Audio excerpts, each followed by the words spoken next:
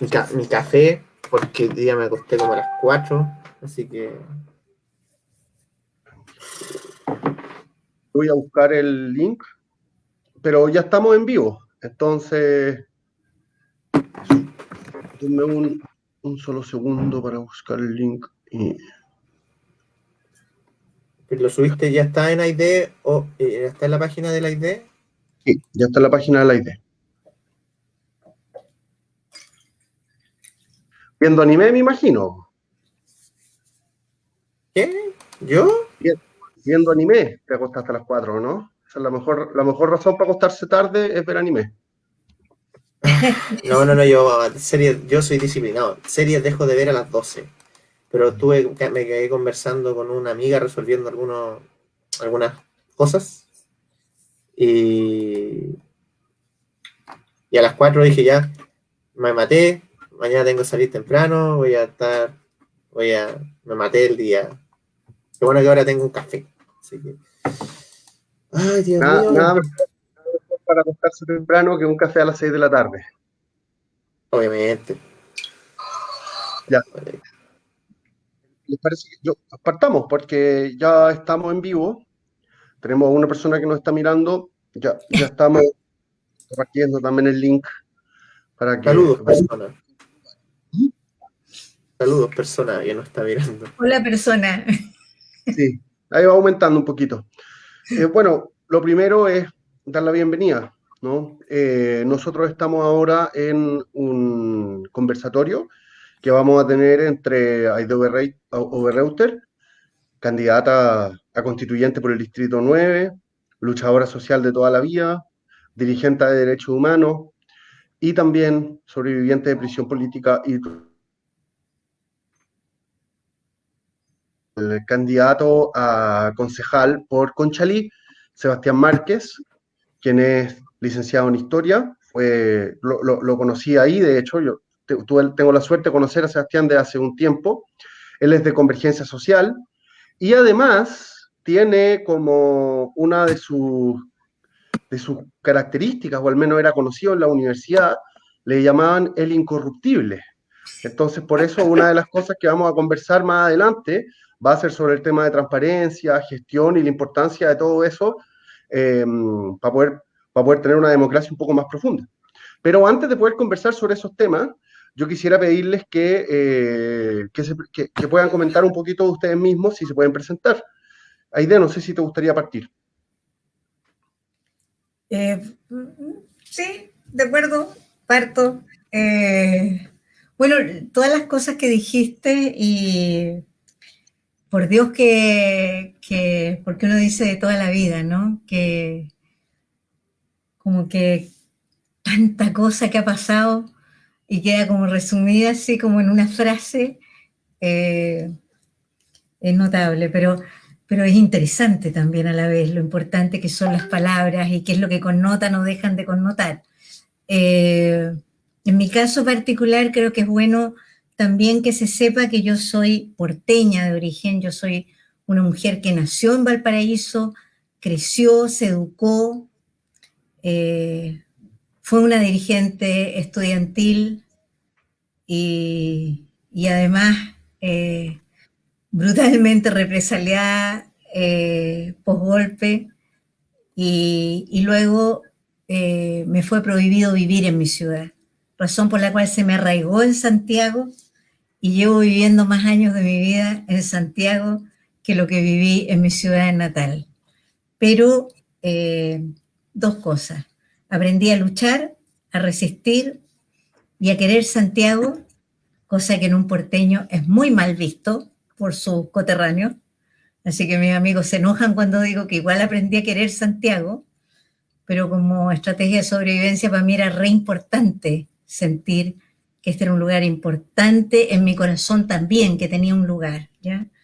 Y bueno, en esta vuelta de la historia tengo la oportunidad de empujar por el barranco una constitución que a mi generación le fue impuesta a sangre y fuego.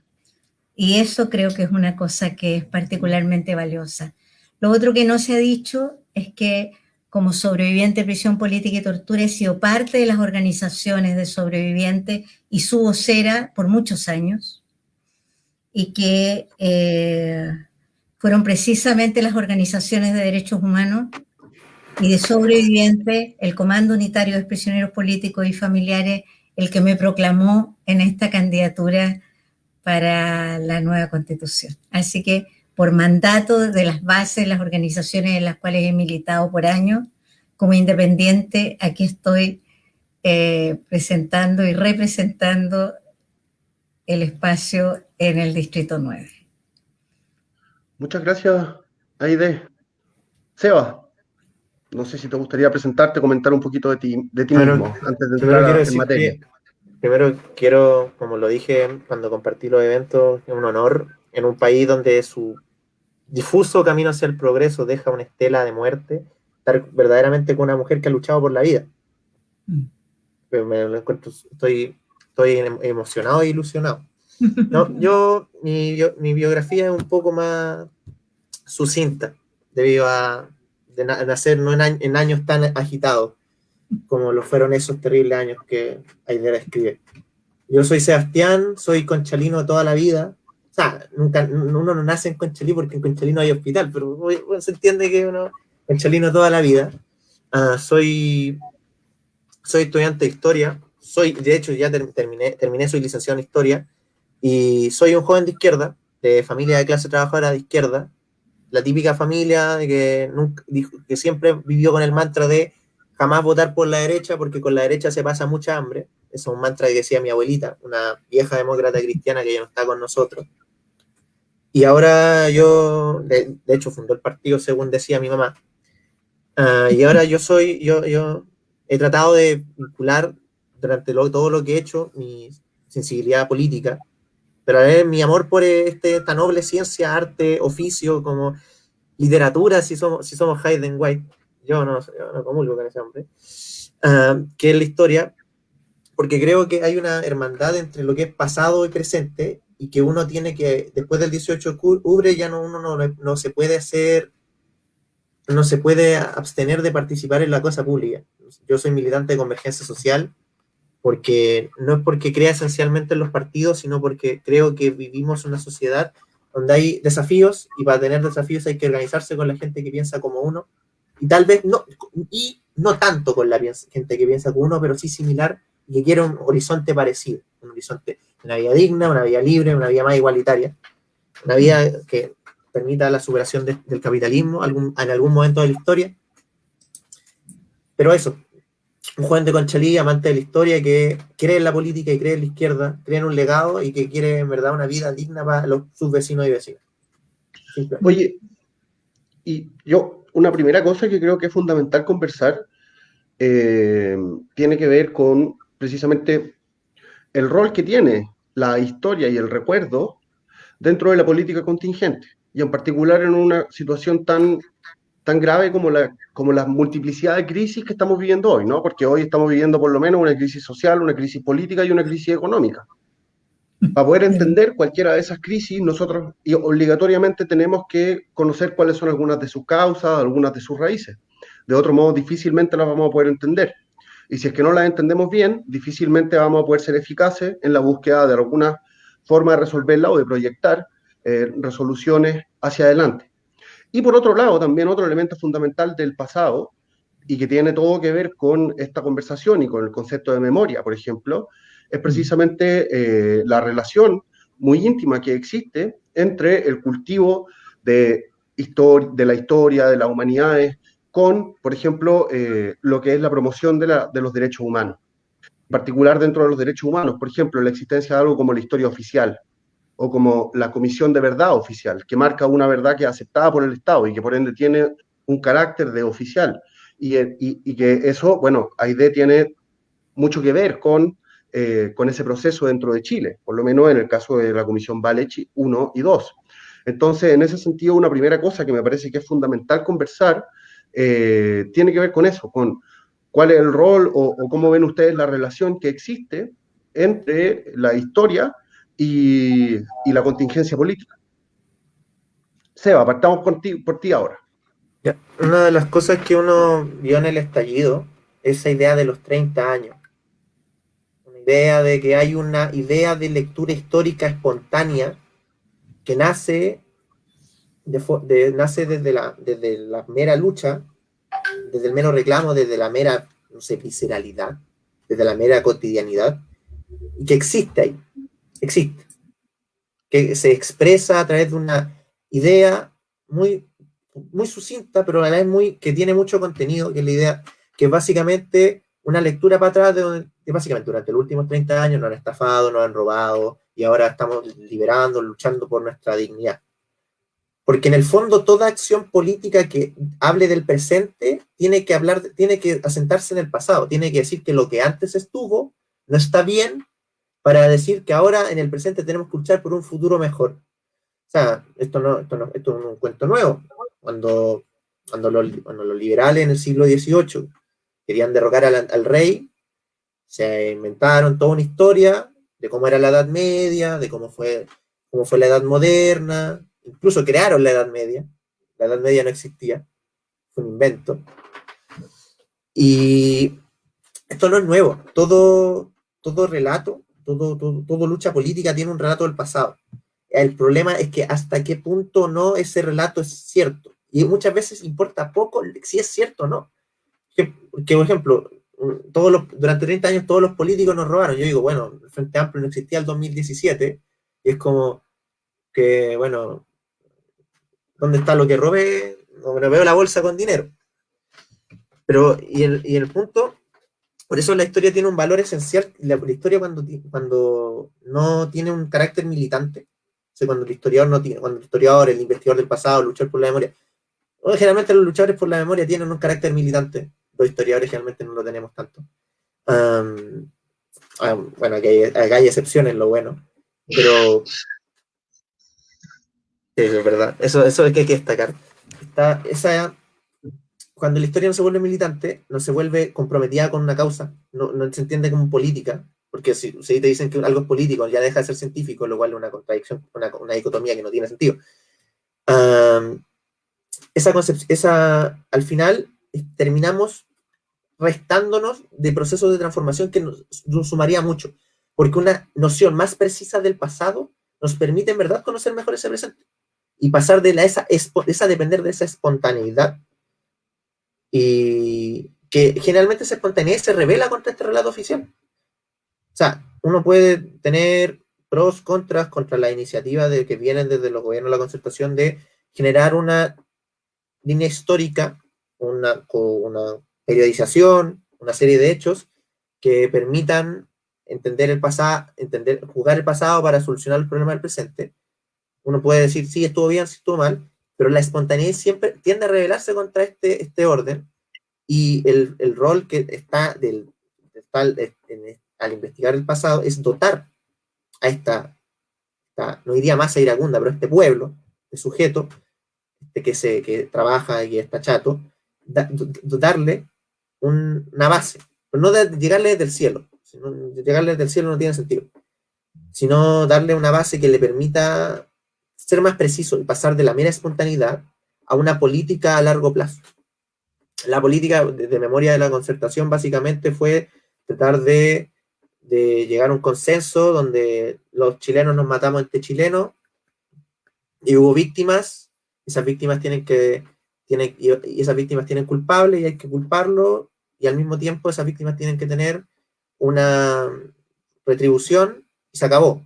Las demás estructuras se pueden mantener o se pueden reformar hasta que sean medianamente aceptables. Y a mí me parece algo bastante indignante. Es un registro de memoria historiográficamente muy válido, pero si ese es el fin de la historia, si ese es el fin de los hechos, para mí no funciona. Por eso el punto del debate siempre central que es qué historia construir, qué memoria armar, y al final cómo propagar esto para hacerle sentido a la gente que parece sentirse fuera de los grandes momentos, pero que ellas viven en el seno. Sin ellas no existe esa producción de esos grandes eventos. O sea, los grandes eventos no lo crearon, Independencia no la hizo Higgins, la Guerra del Pacífico no Baquedano, el golpe de Estado no lo confabuló un militar que hablaba mal. No, son procesos colectivos, y al conocer eso, la especificidad de esos procesos colectivos, permiten, ese es el punto. La historia no solo tiene el fin de legitimar, cuando se usa para legitimar, realmente la historia termina anquilosada, permite dotarle de un grado de organicidad a un hecho espontáneo. Y eso genera política, y la política genera que la democracia sea cada vez más profunda. O sea, si disputamos las cosas sabiendo medianamente más, si hay una colaboración verdaderamente entre el sujeto que lucha y los intelectuales, y generalmente todo investigador del pasado, permite hacer una mejor política, permite en verdad crear una mejor democracia. Yo siempre lo digo, cuando un sujeto va a disputar, tiene una idea en la cabeza, esa idea es mucho mejor y está mucho mejor hilvanada, ese sujeto va a poder mejor disputar mayor sus intereses y defender mejor sus posiciones en un sistema en cual la gran mayoría de los chilenos está en desventaja con una minoría de los chilenos. ¿Qué pensás tú sobre esto? Te veis con distintas reacciones. Entonces, Primero que es divertido porque esta conversación es una conversación que tiene todo que ver con personas que han tenido en su vida vínculos con la historia, ¿no? En mi caso, como alguien que llegó al golpe de Estado siendo la representante de la carrera de historia en la FECH de Valparaíso, digamos, y que por esa misma razón quedó al margen de toda opción académica y siendo buscada viva o muerta, porque estudiar historia y estudiar filosofía eran dos cosas que se convirtieron automáticamente en delito post-golpe. Ahí ya tienes un nuevo relato de la historia, ¿no? Lo que un día es la tradición participativa de los estudiantes, de la academia, de la deliberancia, al día siguiente es un delito y es motivo de persecución y muerte en estudiantes que teníamos menos de 20 años. Esa es una parte que es de instalación de un relato nuevo que se acompaña además de la quema de libros, de la cierre de universidades, de la prohibición de pensar, de la prohibición de deliberar y de la estigmatización absoluta de la actividad política.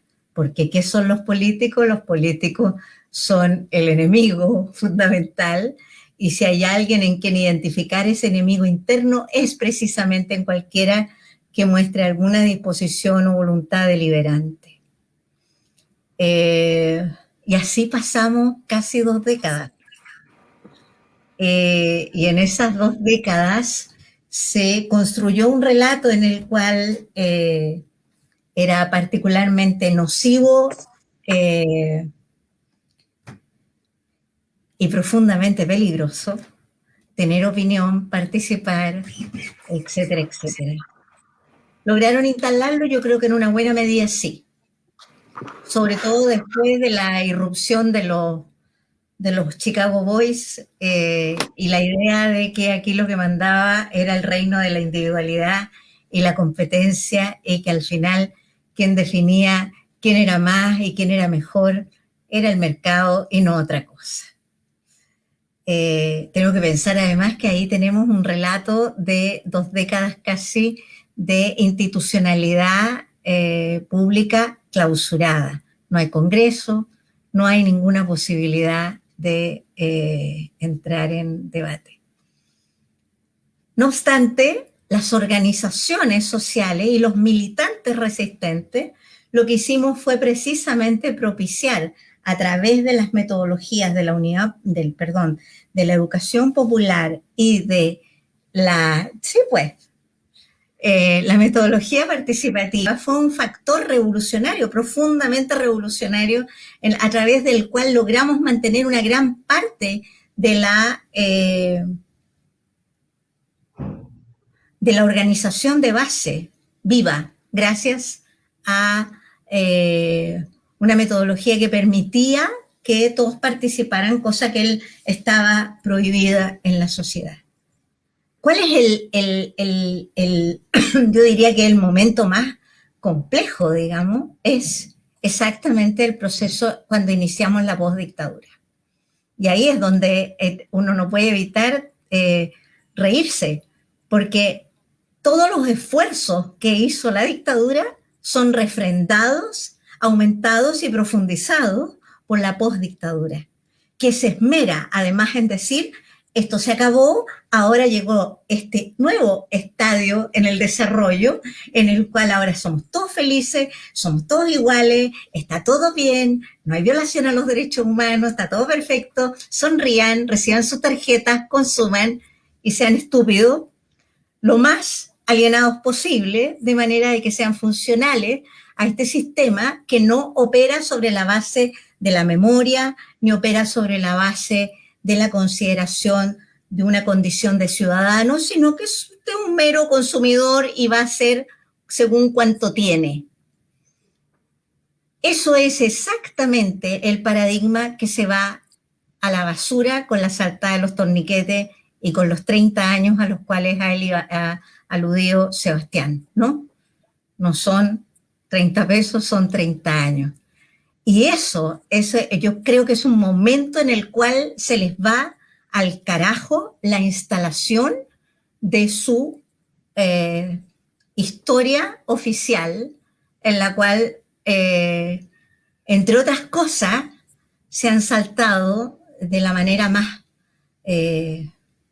brutal el aporte que la ciudadanía en general y los luchadores sociales en particular hicimos a la recuperación democrática. Desde el más humilde poblador hasta el más empingorotado luchador social, todos pusimos mucho de nuestra parte para recuperar lo que nos parecía que eran los espacios de emancipación que se nos habían arrebatado. Y luego vinieron los administradores dijeron, váyanse para la casita, ¿ah?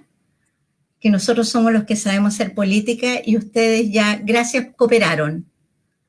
Esa instalación de esa verdad oficial es la que hoy día está en cuestión y es la que permite que nosotros estemos haciendo una conversación como esta con ustedes que se formaron, en particular Sebastián, que se ha formado con posterioridad a las generaciones que estuvimos en estas peleas y que tiene toda la razón en venir y decir y poner en cuestión qué es lo que ha sido lo que se ha instalado como verdad oficial, ¿no? Verdad oficial naranja china. Esa verdad oficial requiere 1000 historias que se le deben adicionar. 1000 historias de tu abuela, Sebastián, de tus padres, de los míos, de la población, de la comuna, Sebastián. No se ha contado la historia de la comuna. Tú eres de Conchalí.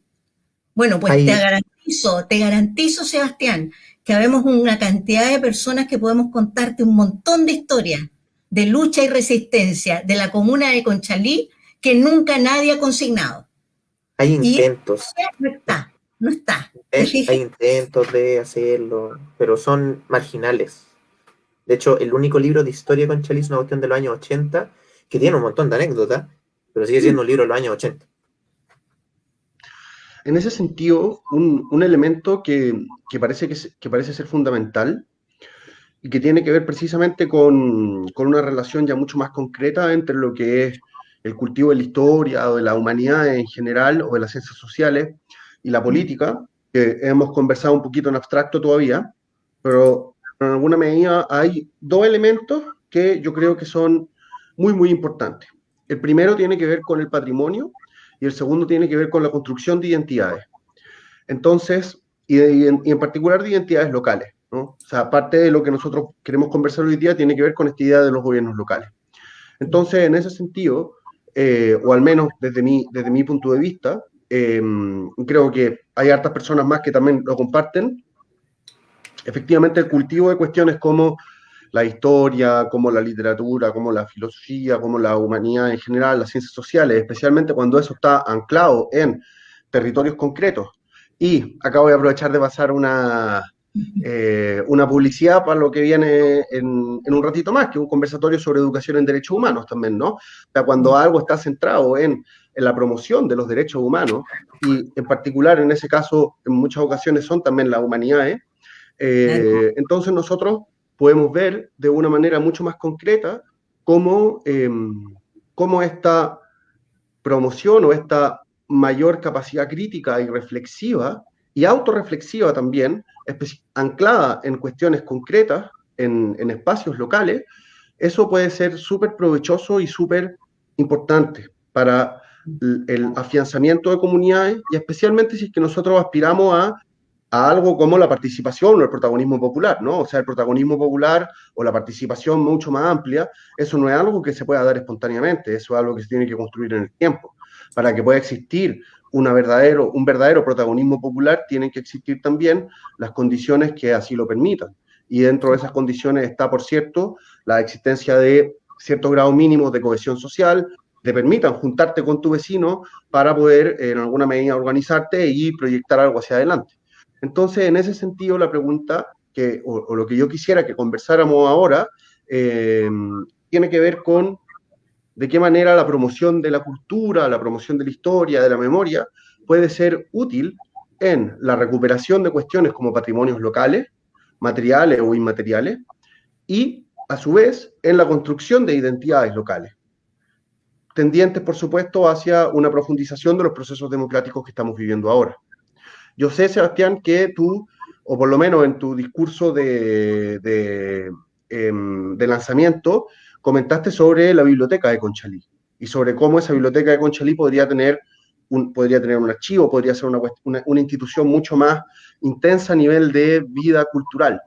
Entonces, tal vez podemos partir por ahí, si no, como tú queráis, pero referirte un poquito a esta idea o a esta reflexión. Sí, esta idea nace de una... O sea, no, yo no soy una de las mejores cosas que uno aprende estudiando historia y se refrenda de nuevo en esta conversación, es que uno nunca es el primero. Así Nunca es el primero. Uno es uno más de una larga lista. Y yo sé, por las cosas que he participado con Chalí, gente que he logrado conocer, vecinos, hay intentos, hay momentos, hay instancias donde se recupera esta memoria, esta idea de esta memoria de los vecinos y todo, pero tiene un sentido más pintoresco de, mire vecino, hicimos un libro, queremos que usted nos diga su testimonio, como la historia de la población. Y están otros intentos de reflotar esa historia oculta, de mostrar con Conchalí lo que es una comuna popular, de clase trabajadora, de pequeños comerciantes, de pobladores, de coleros, de feriantes, una comuna que nace no porque del cielo caiga y pusieran casas, sino del trabajo vivo, de la gente viva. Y yo me sitúo en esa tendencia, porque no es que Conchalí olvide, pero Conchalí hay como es una comuna pobre, y los pobres por alguna razón parece que no tienen historia, tienen muertos, pero no historia, por alguna razón. Me gustaría crear un archivo en Conchalí, porque aparte vamos a cumplir 100 años. 100 años hace 100 años, esta cuestión era una hacienda de donde estaba Pedro Aguirre Cerda, y ahora una comuna como de la gran periferia centellina, y me gustaría crear un archivo, porque si bien un libro de historia, un profesor de historia no va a hacer magia, pero contribuye la historia, la memoria, a generar una identidad.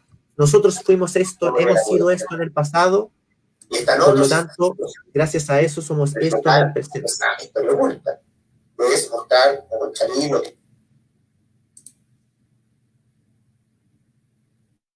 Creo que empezó a sonar algo raro, no sé. Empezaste a sonar tú mismo, pero a lo mejor era un retorno, pero ahí cerré los dos micrófonos. El punto es que, en base a eso, un archivo que tenga testimonio de los vecinos. Sí, no hablo de unos cuantos, hablo de varios.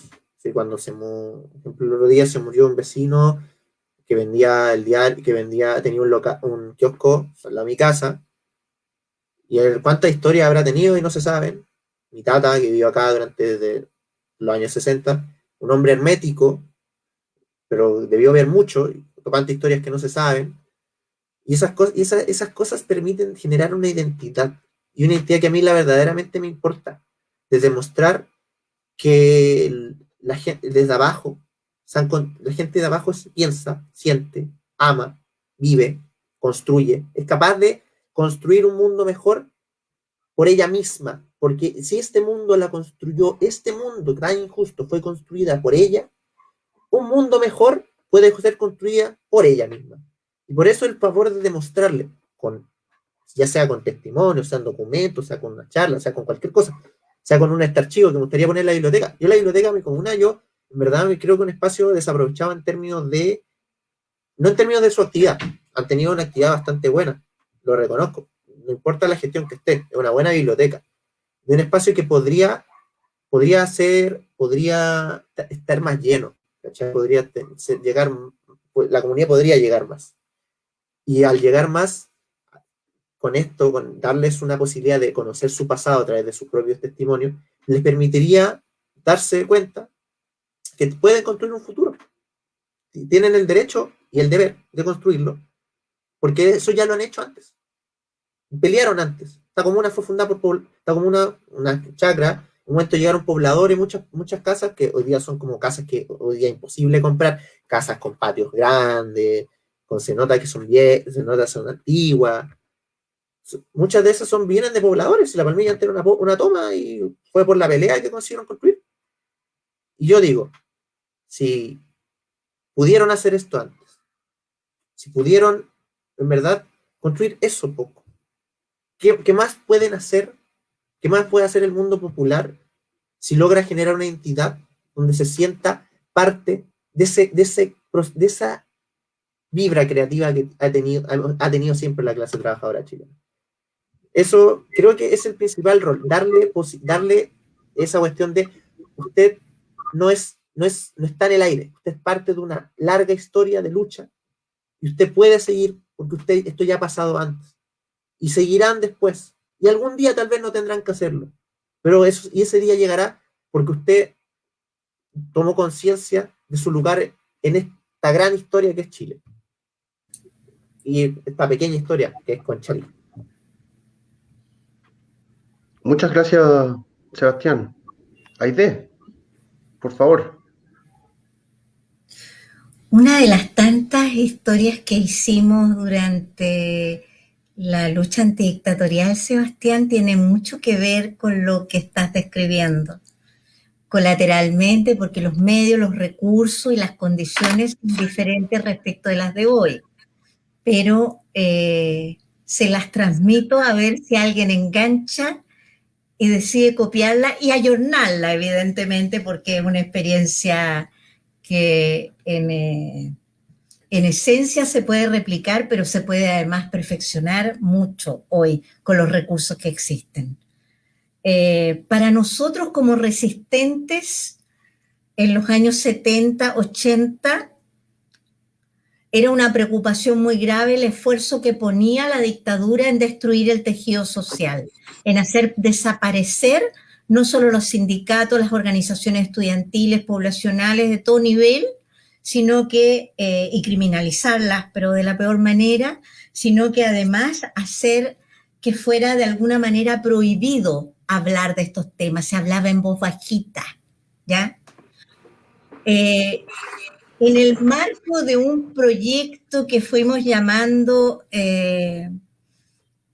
había un gran nivel de deserción escolar en ese momento porque no estaba la embarrada, no había que comer, todos los papás estaban presos, las mamás andaban tratando de armar ollas comunes, qué sé yo, los niños estaban en un nivel de deserción muy grande, y entonces nosotros armamos talleres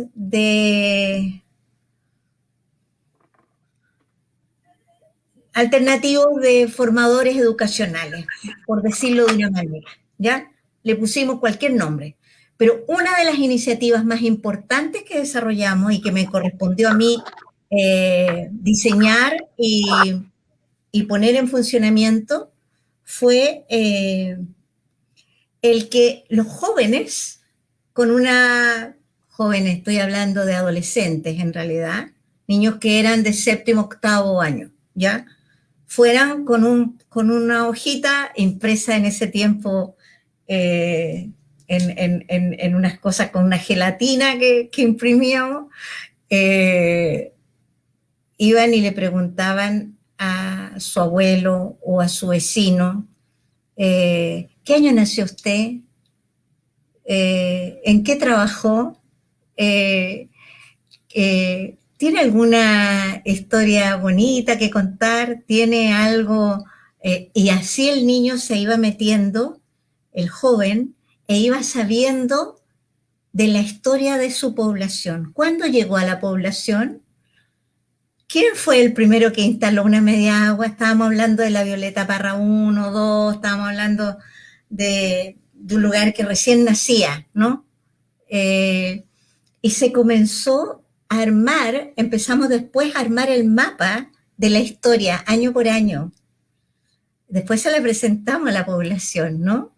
Y habían zonas vacías, habían zonas que no se rellenaban porque obviamente la dictadura de alguna manera retacaba a los vecinos, pero va callado al oído, o que te hacían llegar un papelito y se contaba la historia. Y por lo tanto recuperábamos la identidad de la lucha de ese territorio. Y se iba rearticulando un tema muy valioso, que es el tema de la dignidad de las personas. Ellos como protagonistas de su tiempo, de su historia. Eso fue muy importante para esos jóvenes, saber que no venían del vacío, que ellos eran parte, como tú muy bien señalas, Sebastián, que uno es uno que viene después del otro y que probablemente habrá otro que venga después de uno. Esos ciclos históricos que además tienen que ver con acumulaciones, que se expresan en cosas como lo que se denominan estallidos, eso tuvo un valor enorme. Ahora, contamos con recursos que nos financió la Unión Europea en su momento. Me acuerdo que hicimos, no sé cómo, pero logramos enviar y nos mandaron los holandeses, creo, unos recursos para que pudiéramos hacer unas publicaciones. ¿Dónde están esas publicaciones? No tengo idea, pero sugiero buscar en los archivos del CIDE. Creo que parte importante de esos talleres de formación de dirigentes territoriales, dirigentes poblacionales y talleres también de formación de monitores de educación popular, seguramente están en los archivos del CIDE. Ese trabajo está minuciosamente descrito, cuál fue el proceso metodológico que desarrollamos y de qué manera, porque uno reconstruye historia y al reconstruir historia recupera memoria y con esa memoria esos pobladores y esos chilenos se proyectan al futuro, ¿no? Que luego eran los chilenos que estaban en las manifestaciones de los 80 y que andaban al lado de su nieto o de su hijo, que era el que había reconstruido la historia, digamos. Entonces, uno ve como, y yo veo ahora desde el punto en la historia en que yo me paro, veo cuando estamos en Cerro Navia, veo cómo aparece la gente, los jóvenes que hicieron esa reconstrucción histórica, hoy día son personas de 50 años, aparecen ellos y se acuerdan exactamente qué es lo que hicimos. También las colonias urbanas, también los Comprando Juntos y también las ollas comunes fueron espacios en los que desarrollamos metodologías de esas características. Y que me parece que es una magnífica idea la que tú tienes, Sebastián, de facilitar, de contribuir a que efectivamente en tu gestión, que espero que tengas éxito y seas electo, en tu gestión garantice que efectivamente esos mecanismos de participación, que no son la mera participación oportunista, funcional, en la cual el eje está puesto en por cuántos semáforos peleo, que también es importante, pero que hay cuestiones más altas y más profundas que tienen que ver con una mirada en la que te proyectas para atrás y para adelante mucho más en el sentido de efectivamente hacer gobierno local y efectivamente potenciar la existencia de una lógica de protagonismo histórico y protagonismo popular. No sé si notó, pero empecé a llorar. Estaba emocionado. O sea, yo, pues lo personal, yo, en lo que me gustaría dedicarme, yo me fui, incluso yo tomé un barco, una máquina del tiempo, me fui a la Europa entre 1492 y 1815, porque me encanta, me encanta. Pero es básicamente trata de hacer lo mismo, buscar esa idea de, primero, de que nuestro adversario se construyó una idea que no existió, el liberalismo en su momento, ahora el neoliberalismo. Y dos, que desde abajo se hacen cosas. Desde abajo hay vida. Y si hay vida, hay historia, y si hay historia, hay memoria, hay memoria, hay identidad, y si hay identidad, hay comunidad. Y si hay comunidad, hay acción. Y si hay acción, hay política. Yo, en verdad, mira, yo estoy muy emocionado. Yo te quiero decir una cosa, yo tengo una amiga que ella sí se dedicó a la memoria. Estudio de memoria y me preguntó qué metodologías dabas tú para, porque ella siempre, piso mínimo, la lucha por la memoria y los derechos humanos es una lucha, ¿sí? No se toca, pero ahora viene ya la metodología, la forma, y creo que con tu experiencia, yo creo que si mi amiga escucha esto después, ella estaría maravillada con lo que tú dijiste, porque ¿quién no se emociona? ¿Qué es tan emocionante es tan emocionante cuando uno ve que la gente tiene y como que nunca consideró eso como algo importante. Sí. Cuando tú decís, no, esto es importante, esto es el pasado, esto es la evidencia que ustedes existieron. Como decía ese poema de Bertolt Brecht, ¿quién construyó las puertas de Roda? Ahí aparecen los 7 reyes. ¿Dónde están los obreros? ¿Dónde están los que...? ¿Dónde están? Eran las puertas de Roda, ¿no? Ya no me acuerdo cuando leí el poema. Esto se me ocurrió en verdad porque dije, bueno, van a cumplir 100 años, está como una envejecida, hay que rescatar, o si no se pierde. Si no... Y es que, o sea, es que en ese sentido, yo por lo menos también creo que el gesto, podríamos decir, de intentar proyectar nuestra propia energía para la creación de cuestiones nuevas, ¿no? De memorias nuevas, de memorias distintas, también lo que produce es, como decía la idea, es precisamente le otorga una herramienta a los que vienen más adelante de poder tal vez elegir una forma de construir su propia identidad y su propia historia de una manera que les permita proyectarse hacia luchas que son tal vez distintas hacia donde ellos nacieron, ¿no? Hacia donde ellos estuvieron. La otra vez, no me acuerdo, con la Consuelo Ulloa fue, si no me equivoco, que conversaron sobre cómo ella tenía una familia y una familia que era de derecha, ¿no? Y entonces esa familia, y entonces tú, en la medida en que tú tienes la posibilidad de encontrarte o de conectarte con otras memorias, con otras historias, con otras formas de relacionarse con el pasado, entonces a ti también se te abren espacios de libertad para poder en alguna medida construir tu propio futuro de una manera más liberadora, valga la redundancia, o de una manera distinta a como podría haber sido si es que te hubieras visto obligado a mantenerte dentro de una cierta tradición, porque no existen esas herramientas culturales que te permiten conectarte con otras realidades.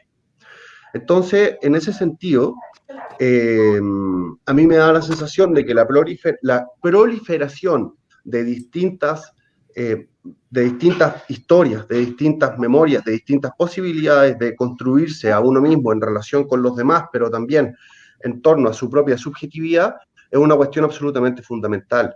Y en ese sentido yo creo que todo lo que, y ahí hay una lucha como súper concreta en torno al patrimonio, en torno a, por ejemplo, a cómo tienen que estar pintadas las ciudades, a si es que tienen que estar ultra limpias, no súper pulcras, o si es que puede uno, esa memoria viva que está en las paredes, que esto se da mucho más en el centro de Santiago, obviamente, pero en ese sentido yo creo que hay una dimensión súper importante del, podríamos decir, del patrimonio histórico y del patrimonio urbano, pero proyectado hacia el espacio público. y en ese sentido yo creo que la idea de Sebastián de hacer de como construir un archivo dentro de la biblioteca que pueda vincularse de una manera como más profunda con la historia local, yo creo que es súper, súper interesante. Y, Para romper un poco la idea de que el patrimonio son edificios bonitos, que al final si esa idea de patrimonio son edificios bonitos, termina siendo la historia de los pocos. ¿Quién construyó eso? Y lo peor es que ni siquiera te dicen cómo se construyeron, quién los construyeron, cómo los construyeron. Si me dijeran quién los construyeron o cómo los construyeron, o cómo fue la mano de obra, ya bien, tu patrimonio como edificio bonito tiene un poquito más de valor en sí mismo. Pero Sí. en el mundo desde abajo, el mundo de la gran mayoría, el patrimonio es tu abuelo, ese vecino que siempre estuvo ahí, y un día desapareció y después escuchaste la historia. Eso es patrimonio. El patrimonio existe más allá de lo material, que termina muchas veces encarnándose en lo material. eh, Son cosas que ocurren, pero el patrimonio hay un elemento inmaterial que tiende a perderse y que es importante porque, no sé, es muy importante porque si no, si no, el mismo real, bueno, creo que Walter Benjamin lo decía, los muertos no podrán descansar si el enemigo no deja de vencer. Al fin, creo que era así, no sé si la cita exacta, la idea de que los que han ido siendo la élite no van a dejar, no van a descansar, no van a dejar que los muertos cuenten su historia, incluso ya estando muertos, Exacto. porque ellos quieren seguir contando su historia, sus edificios bonitos, sus estatuas, sus militares, no sé, ellos con eso demuestran que no sienten asco en decir lo que han hecho. Con sus monumentos dicen, yo lo que hice estuvo bien, fue civilizatorio y lo hicimos bien. Y que el resto de los chilenos, el resto de toda la población, porque hay chilenos, Chile es un país plurinacional, ahora puede serlo oficialmente, que se joda. Sí, básicamente, que se joda, nuestra cuestión lo hicimos bien. y lo más No, irracional de todo, que cooperen, porque al final de cuentas lo que estoy haciendo yo es el ejercicio del poder, ¿no? Porque me corresponde, porque es mi estado natural. El resto está aquí dibujado. Eso es lo que tú ves en todos los ámbitos del relato de la historia, todos los espacios en los cuales, bueno, durante el periodo de la Unidad Popular hubo esfuerzos súper interesantes por contar la historia desde abajo. Obviamente, todos ellos condenados y perseguidos y qué sé yo, pero esos esfuerzos estuvieron los estudiantes de ciencias sociales en general hicieron junto con los académicos de la época esfuerzos muy interesantes, muy valiosos, los artistas en general y particularmente un ámbito que no hemos tocado, que es el ámbito de la creación cinematográfica, que empezó a contar la historia desde los de abajo. Mira, la mejor generación de cineastas chilenos, aparte. Claro. ¿Tú ibas a decir algo así, lo irracional? no, pero se me olvidó y como así queda lo mismo. Y como sabemos también que a ti, Seba, te gusta mucho el cine, tal vez pueda ser interesante también la reflexión en torno al rol de otras formas podríamos decir, de transmitir ideas, de transmitir historias, que no sea solamente la escritura. Hay una crítica que a mí me molesta el cine chileno cuando dicen que habla de pura dictadura y fome. Yo, mira, la crítica de fome puede tener alguna base, porque cuando uno... Ya, yo soy sincero, pues si una película quiere ser un río de lentitud, contemplativo, y con una casa incendiándose atrás y una voz en off, yo feliz. Hay muchas películas que son así. Pero el, pero la idea central de que Chile chileno a la pura dictadura, aparte de ser un mito, es insultante, porque ¿qué tiene de malo que hablen de la dictadura? ¿Qué tiene de malo? Muéstrenlo. Ocurrió. ¿Qué van a mostrar los adversarios? ¿Van a mostrar sus mentiras? ¿Van a mostrar que este es un país feliz? ¿Qué pueden mostrar? Sí, lo más verdadero es mostrar el horror y la catástrofe. No están mintiendo. No están mintiendo. Pablo Larraín puede meterse como un tipo pretencioso en post-mortem, pero eso es la realidad, el sujeto alienado. Y sí, el cine sirve para mostrar. Yo cuando me di cuenta, cuando yo hacía en la UA hacíamos ciclos de cine para la Semana de la Memoria, la Semana de los Pueblos Indígenas, había una conexión, que cuando yo hacía un prego comunitario, con Chali un tiempo que lo hice, no había esa conexión, no había, era como la materia, y los cabros al final no terminaba fracasando el prego porque el principio económico voy a ir acá porque quiero un resultado, pero el resultado está lejano, por lo tanto pierdo, por lo tanto la inversión de mi tiempo termina siendo mala, por lo tanto al final no hago conexión. Pero el cine hace conexión. El cine, cuando te presenta cosas, te lo presenta en un lenguaje y una forma que uno pueda conectar. Y si bien no es la historia real, no es la historia en el sentido científico, no tiene, no sé, el fotograma no tiene un pie de página, con el archivo, la fuente o el testimonio, pero presenta la realidad. El otro día vi una película en Netflix que era sobre el genocidio armenio. Turquía todavía no reconoce el genocidio armenio, pero el mundo lo ignora. El mundo ignora que el Imperio Otomano hizo una política de exterminio, y esa película, que tampoco era una panacea, tenía como todos los dos actores buenos y sería, hace que el tema aflore, hace que la gente se diga, oigan, esto ocurrió, esto pasó, puedo investigar más en mi biblioteca local, puedo investigar más en Wikipedia, esto ocurre. Como, el cine tiene un poder importante. Eso los viejos revolucionarios decían, de todas las artes el cine es la más importante para nosotros. O si no, digan la Parasite, que en Corea del Sur el gobierno tuvo que tomar una posición sobre el hacinamiento que vivían muchos surcoreanos que vivían a ras de piso. O sea, hay un poder en la imagen, hay un poder en mostrar, hay un poder que se puede usar. El cine no es solo entretención, el cine es arte, y si el arte que quiera trascender no es un mazazo en tu cráneo que te sacude y te haga pensar un poco. No digo, la vida no tiene que ser seria, uno puede pensar y al mismo tiempo entretenerse. Pero si no te provoca eso, estamos hablando de algo que no quiere tener sustancia. Y debemos promover la sustancia en un país que el olvido sistemático ha sido una política de Estado. Exceptuando, claro, el Museo de la Memoria.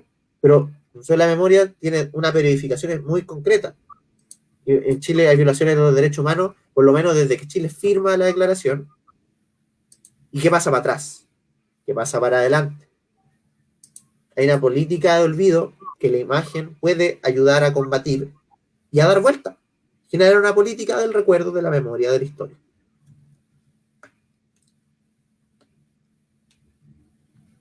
Sí, yo estoy totalmente de acuerdo y en ese sentido creo que la idea también, en tanto protagonista de una película que ha sido muy, muy galardonada, también nos puede comentar un poquito sobre, ¿Dónde la puedo ver? Como que la estaba sobre eso. buscando por ningún lado. En Onda Media. En Onda ¿Está Media, también? ondamedia.cl, ahí usted busca Aide y el pez volador. Anotado. Ya sé dónde encontrarlo. Gracias. Ya. De nada. Tú sigue, Aide. Dale, bueno. No, básicamente Aide, si es que nos podrías contarte un poquito sobre cómo ha sido tu experiencia con el mundo del cine y la relación entonces entre la cultura audiovisual, podríamos decir, la construcción de memoria y la lucha política.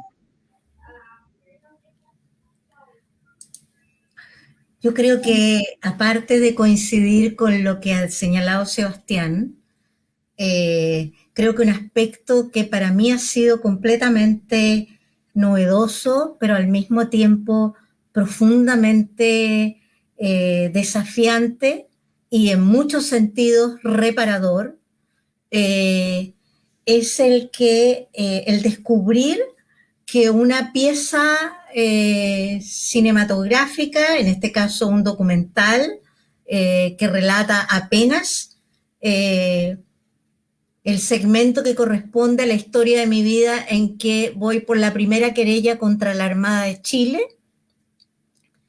se convierte en la práctica no solo en un archivo histórico, sino que además se convierte en, de muchas maneras en un acto reparatorio para mí, pero también para muchas personas que estuvieron en situaciones semejantes a la mía, particularmente mujeres.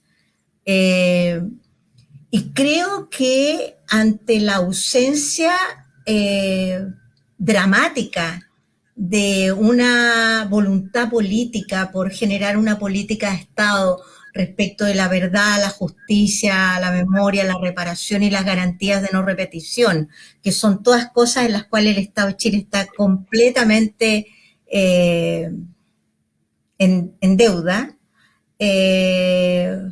y ante la dramática también inutilidad con la que se encuentra cualquier querellante en busca de verdad y justicia después de décadas en que al final las condenas son ridículas y todo es muy complejo. Enrique lo conoce bien, Sebastián, ya podrás ver todo el documental y podrás hacerte una idea de qué estoy hablando, digamos. Pero al final de cuentas ocurre que un documental viene a ser en muchos sentidos más actos de justicia que lo que termina haciendo el, el, el poder del Estado al cual le corresponde cautelar porque efectivamente exista la justicia. Hay ahí también un dato que tiene que ver con darle vuelta la mano a la historia oficial, ¿no? Y entonces, desde ese punto de vista, empareja la cancha de la memoria. Entonces, tenemos verdad, tenemos justicia, tenemos memoria. Es también, he dicho, reparatorio. Y no sé hasta qué punto, pero quizás incluso contribuya en algo a las garantías de no repetición. El arte, la música, el baile, la pintura, pero en especial el cine, creo yo que tiene un rol destacadísimo en este sentido. Y es un rol del cual uno no es plenamente consciente hasta que no le toca de cerca, digamos, que es lo que me ha pasado a mí en este último año en que hemos estado una y otra vez comprobando que una pieza documental puede abrir muchos espacios de diálogo además. O sea, en el documental del que yo estoy hablando, Sebastián, es un documental que además ha cumplido lleva un año dándose en universidades, en colegios, en organizaciones comunitarias y abriendo un debate que bajo otras circunstancias quizás no habríamos podido nunca tener, ¿no? El primero que exigió que se diera en su población fue mi querido amigo Mariano Puga, que está en estos días, estamos conmemorando su Pascua, pero Mariano quiso que la Villa Francia viera ese documental y que pudiéramos debatirlo, y ahí fue cuando pudimos darnos cuenta que en realidad era un medio que facilitaba el diálogo y que facilitaba la reflexión crítica respecto de lo que nos ha sucedido, pero también respecto de quiénes hemos sido en cada uno de esos momentos históricos. Eso creo que también el arte tiene esa dimensión respecto de los menos privilegiados de la sociedad. Muchas gracias por esas lindas reflexiones y palabras también de los dos. Yo quisiera cambiar un poquito de tema porque nos estamos acercando a la hora y por ende tenemos que ir cerrando, pero no podemos cerrar sin... O sea, bueno, en realidad, para vincularlo también un poco, ¿no? la única manera de poder abrir una discusión en muchas ocasiones tiene que ver también con saber o con exponer una cierta verdad o una cierta cuestión que está oculta. Y en ese sentido, una de las grandes, podríamos decir, herramientas del poder es precisamente la capacidad de ocultar algunas de las cuestiones. El silencio, una imposición de 50 años de silencio a la Comisión de Verdad, creo que a la Comisión de Verdad Valech, ¿no? Es una de las formas más palmarias de explicitar ese poder, ¿no? De ocultar ciertas cuestiones para poder evitar que se conozcan y por ende evitar que se converse sobre ello. Y en ese sentido, el valor de la transparencia en el trabajo público aparece como una cuestión esencial para poder construir ciertas relaciones de mayor confianza entre sociedad y política. Institucionalidad. Y en ese sentido también, la corrupción es precisamente un elemento que es totalmente contradictorio con esa capacidad. Y si ya lo dijimos al principio, no podemos irnos sin saber por qué Sebastián te dicen el incorruptible y de qué manera esa característica, podríamos decir, crees tú que es una cuestión relevante para pensar la política hoy. Perdón, es que nunca pensé que este mote llegaría tan lejos. Mira, esto tiene origen en campaña Fetch de 2019. Yo primero, volví a referencia. En Incorruptible hace referencia a Maximiliano Robespierre, el revolucionario ruso, el francés, que dirigió la época mal llamada del terror, como si no toda la revolución francesa hubiera sido violenta. Pero le llamaban así, en sí le llamaban el incorruptible porque obviamente el pueblo parisino enardecido tenía hambre y le molestaba ver cómo sus gobernantes derrochaban plata en tontería. A veces, no sé, inventaban cosas, no sé, nunca sabrá si María Antonieta en verdad dijo la frase que dijo. O sea, hay una película que como que la defiende un poquito, pero bueno, María Antonieta vivirá en ese halo. Y a mí me gustó el mote porque creo que tenía que ver mucho con esta idea de que la política es para servir. La política es para disputar, la política es para que las personas que viven en un lugar decidan cómo vivir juntos. Y no para que yo llegue, me gane un cargo, me vuelva millonario y después a los 4 años contrate, una de dos, contrate contrate gente que me haga campaña y salir porque tengo plata o irme a las Islas Caimán, no sé. Pero bueno, el punto es que sale este mote, yo lo propongo como mote, esas típicas reuniones de cómo planificar, cómo ganar la federación este año. En ese año no hubo quórum, así que como gané, pero no gané. ¿Por qué? Pero le dije, y creo que tú ¿cachai a Gabriel González? Por supuesto que conozco a Gabriel González. El punto de Gabriel González se la mencioné. Querido compañero Gabriel González. Se la mencioné a Gabriel González. Se lo mencioné a Gabriel González, lo escucha. Gabriel González era un ex compañero de Convergencia que ahora se retira un poco de la política porque mucha política. Casos que pasan. Y que si ve esto le mando un saludo. Y que él se rió mucho y se dijo, no, este es incorruptible. Y ahí quedó como el mote no oficial, pues, y la cuestión se expandió, así como que la gente en verdad se compraba el mote del incorruptible porque en verdad, no solo porque sonaba como pintoresco, sino porque en verdad expresan una idea de que la política es para servir. Y si ahora ha vuelto de nuevo ese mote no oficial para esta campaña, es porque Conchalí, una comuna, lamentablemente ha sufrido los avatares del neoliberalismo. Una concertación derecha, ahora tenemos un independiente, pero yo no veo mayor diferencia, en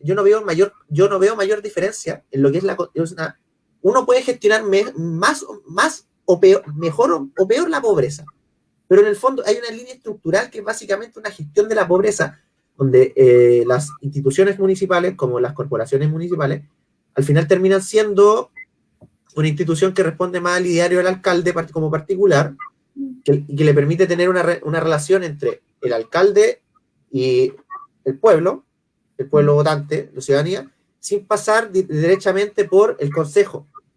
Sí. Que vale, sería una buena política si hubiera una estructura más democrática de participación.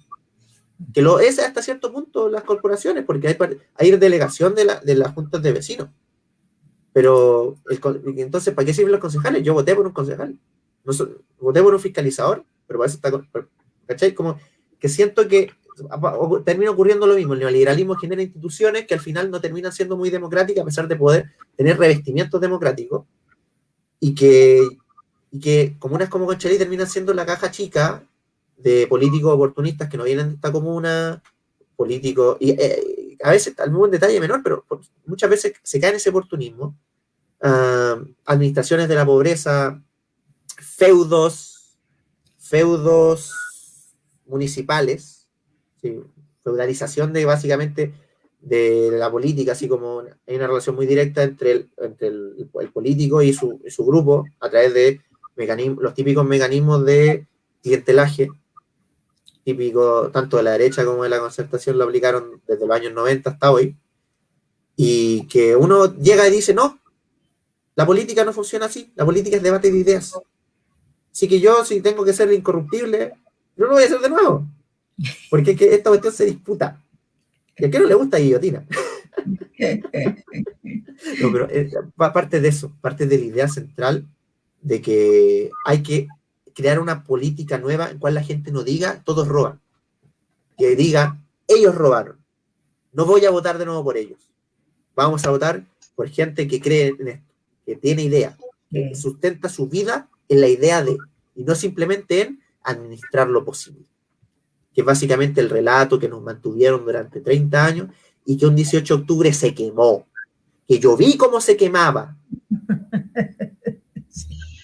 Y en ese sentido, yo diría que a quienes nos toca entrar a participar en política en un minuto como este, tenemos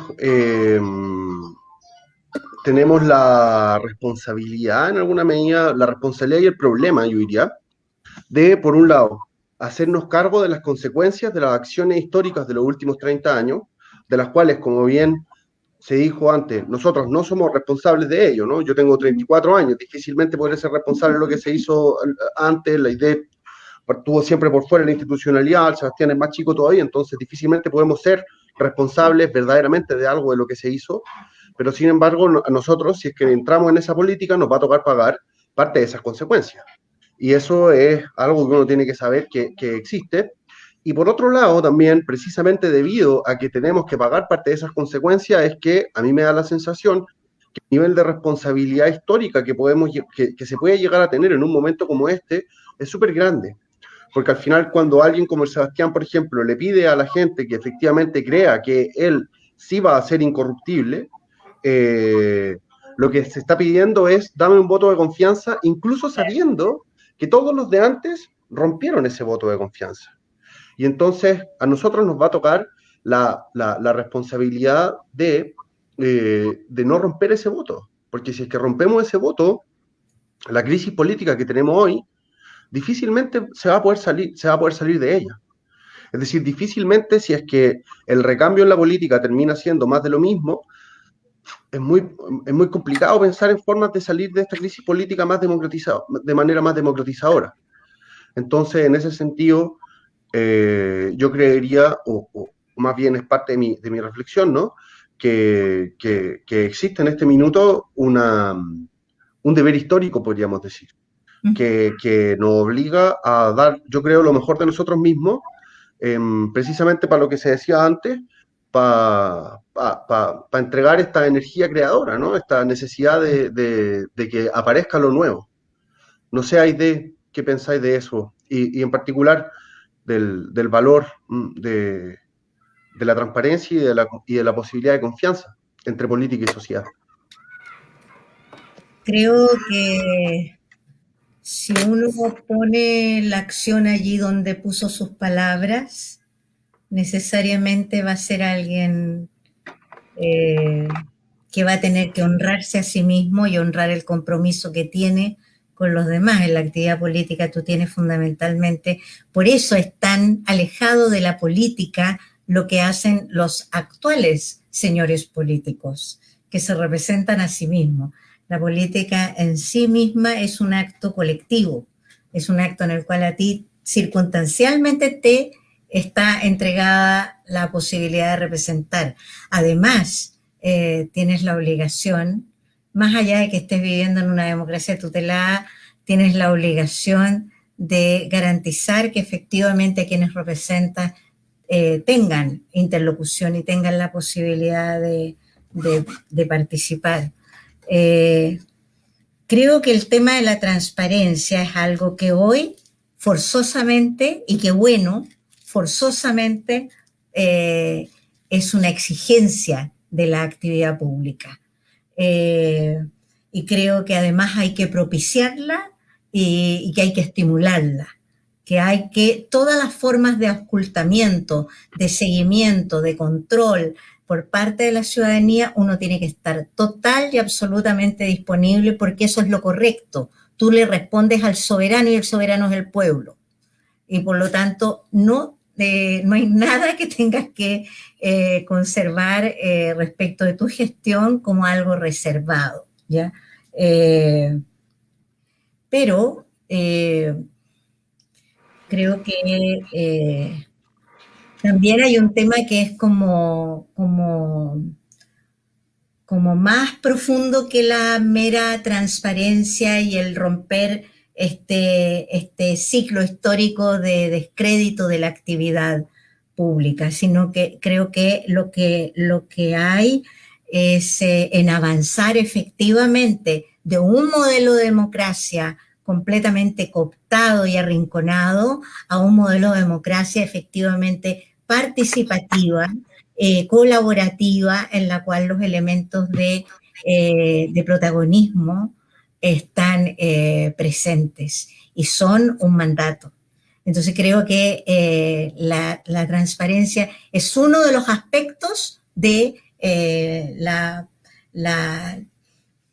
el estímulo, el esfuerzo porque la sociedad se haga progresivamente cada vez más participativa, que se escuche y que la gente tenga un espacio y tenga su lugar en donde decir aquí estoy yo soy una persona que merece respeto, yo soy una persona que tiene su propia dignidad y tengo ideas y tengo experiencia además, porque la experiencia es una muy buena consejera y si hay algo que ha sucedido en las últimas décadas es que los representantes se fueron para las nubes, perdieron la conexión con la realidad y las personas que tienen la experiencia andan por otro lado manifestándose en las calles y siendo ferozmente represaliadas por hacer algo que es su legítimo derecho, que es expresar sus discrepancias.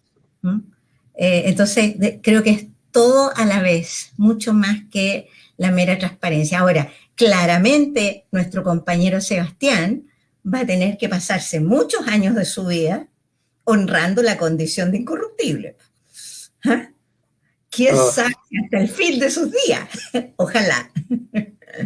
O sea, es que Sí. el problema con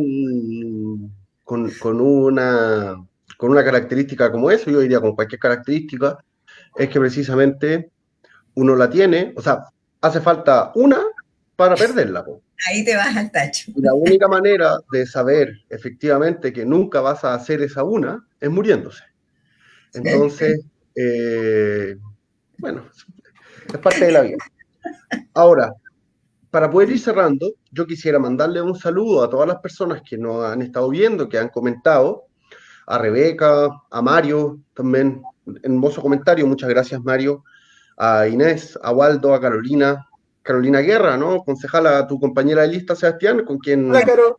La tuvimos Carito. la oportunidad en su momento también de conversar. Yo no, la idea sí, con Millaray, a Millaray también le mando un gran saludo. Y para poder terminar, quisiera preguntarles si es que quieren tomarse un minutito, un ratito más para poder decir lo que ustedes quieran, lo que consideren más adecuado, ocupar el espacio. Sebastián. Primero, mandar un saludo a la Dan por la pregunta que me solicitó hacer y qué bueno que se respondió sola en esta conversación. Segundo, el 11 de abril si el 18 de octubre murió un viejo Chile, el 11 de abril es el momento elemental para que nazca un nuevo Chile.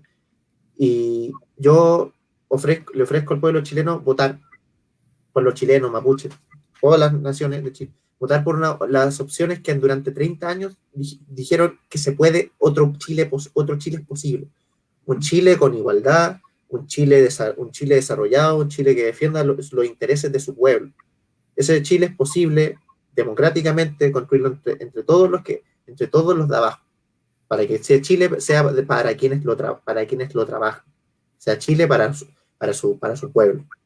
Este 11 de abril, elecciones municipales, constituyentes y de gobernador, donde recordar votar por Karina Oliva para que tengamos una ciudad distinta. Y por mí, obviamente, para concejal. Un abrazo para todos los que están escuchando. Eso. Muchas gracias, Seba. Aide. Bueno, yo simplemente despedirme.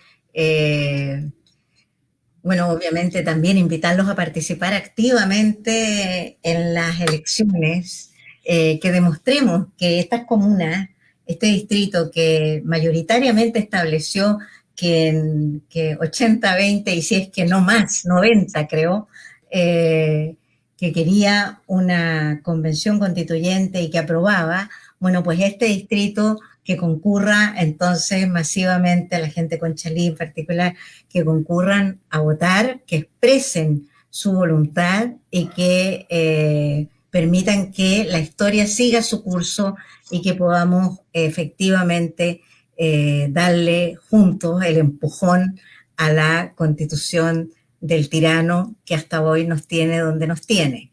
Entonces, la invitación es a participar activamente. Sabemos que las condiciones sanitarias actuales a lo mejor impiden o dificultan que podamos hacer un montón de cosas que en otras circunstancias habríamos hecho.